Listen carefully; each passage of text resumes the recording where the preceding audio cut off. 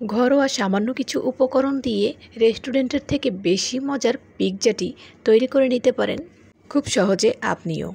সুপ্রিয় দর্শক, আসসালামু আলাইকুম। Welcome back to my channel Sharmin kitchens থেকে আমি শারমিন আপনাদের সবাইকে নতুন আরও একটা ভিডিওতে ওয়েলকাম জানাচ্ছি।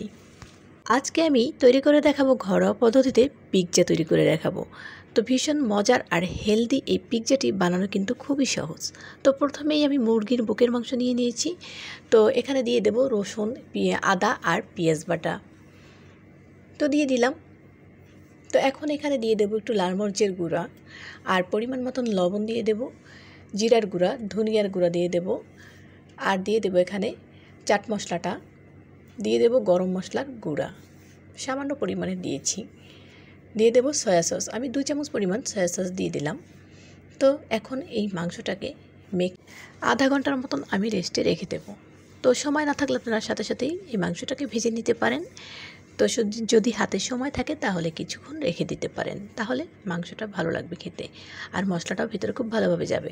তো এখানে 2টো ডিম আমি নিয়েছি, 2টো ডিম খুব ভালোভাবে ফেটিয়ে নেব।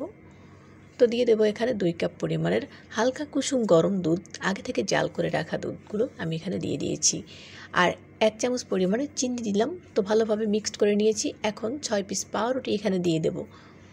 তো পাউরুটিটা এখন আমি খুব ভালোভাবে ভিজিয়ে নিচ্ছি, একদম আমি মেখে নেব, দুধের সাথে পুরোপুরি মিশিয়ে দেব। তো খুব ভালোভাবে মিশানো হয়ে গেছে। এখন এটা 10 মিনিট রেস্টে রেখে দেব। আর এদিকে আমি মুরগির মাংসটা মেখে রেখেছিলাম, সেটা কিন্তু এখন ভেজে নেব। তো মুরগির মাংসটা খুব ভালোভাবে ভেজে নেব, যেহেতু এটা আর ভাজা হবে না, তো এখনই আমি একবারে ভেজে নেব। বাসার সবাই যখন পিৎজা খেতে খুব পছন্দ করে, রেস্টুরেন্টে সবসময় যাওয়া হয় না, তো বাসায় তৈরি করে নিলাম।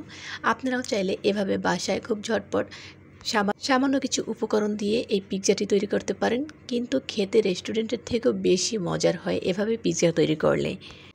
বাচ্চারাও কিন্তু খুব পছন্দ করবে। মাংসটা কিন্তু কথা বলতে বলতে ভাজা হয়ে গেছে, মাংসটা এখন তুলে নেব। খুব ভালো করে মাংসটা আমি ভেজে নিয়েছি, আমার কাছে কাঁচা কাঁচা মাংসটা খুব ভালো লাগে না। আর পাউরুটি দিয়ে আমি এখন পিৎজাটা বানিয়ে নেব। তো পাউরুটির অর্ধেক মিশ্রণটা আমি দিয়ে দিলাম, আমি যেহেতু 2টা পিৎজা তৈরি করব। তো অর্ধেকটা এখানে দিয়ে দিলাম আর অর্ধেকটা আমি রেখে দিয়েছি। এখন খুব ভালোভাবে ছড়িয়ে দিলাম। এখন ঢেকে দেব কিছুক্ষণের জন্য। তো দেখো কতটা ফুলে গেছে, এখন কিন্তু হয়ে গেছে। আমি এটাকে খুব সাবধানে উল্টে নেব। তো একটা প্লেটের মাধ্যমে উল্টে নিচ্ছি।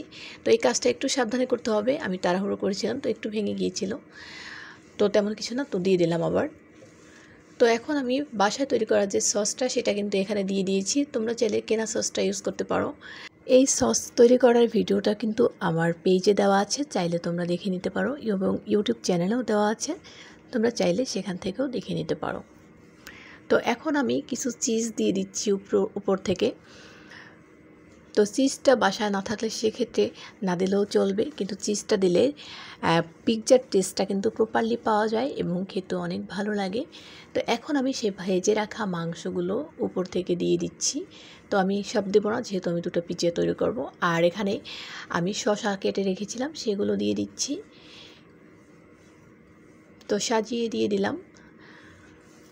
তো এখন আমি এখানে দিয়ে দেব টমেটো কেটে রেখেছিলাম, লম্বা লম্বা করে কেটে নিয়েছি, ভিতরের অংশটা কিন্তু ফেলে দিয়েছি, আর লম্বা লম্বা করে কেটে নিয়েছি। আর এখন আমি দিয়ে দেব এখানে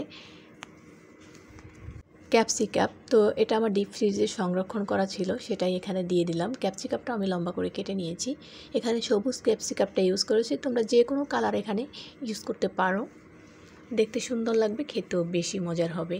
তো আমি আবার উপর থেকে চিজটা দিয়ে দিচ্ছি। তো চিজটা আবার গ্রেট করে দিচ্ছি, এতে করে হবে কি সব জায়গায় সমানভাবে পড়বে গ্রেট করে দিলে।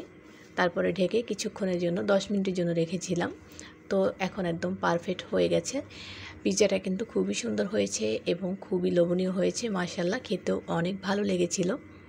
খুব সহজেই পাউরুটি দিয়েই কিন্তু এই পিৎজাটা তৈরি করে নিয়েছি। তোমরা চাইলেও এরভাবে পাউরুটি দিয়ে পিৎজা তৈরি করে নিতে পারো। ভিডিওটি ভালো লাগলে লাইক, ফলো, কমেন্ট এবং শেয়ার করতে ভুলো না। আর চ্যানেলটির সাথেই থেকো, চ্যানেলটি সাবস্ক্রাইব করে পাশে থাকা বেল আইকনের চাপ দিয়ে দিও, তাহলে হবে কি আমার সব ভিডিওর নোটিফিকেশন সবার আগে পেয়ে যাবে। যারা ফেসবুক থেকে দেখছো তারা পেজটি ফলো দিয়ে রেখো। কে কোথা থেকে এই ভিডিওটি দেখছো অবশ্যই কমেন্টে জানাবে, যাতে করে পরবর্তী ভিডিওতে তোমাদেরকে ধন্যবাদ জানাতে পারি। ও হ্যাঁ, আর এই ভিডিওটি কেমন লেগেছে সেটা কিন্তু কমেন্ট করতে একদমই ভুলবে না। আজকে তাহলে চলে যাচ্ছি, দেখা হবে আবারও কোনো নতুন রেসিপি নিয়ে। ততক্ষণ পর্যন্ত ভালো থাকো, সুস্থ থাকো। আল্লাহ হাফেজ, আসসালামু আলাইকুম।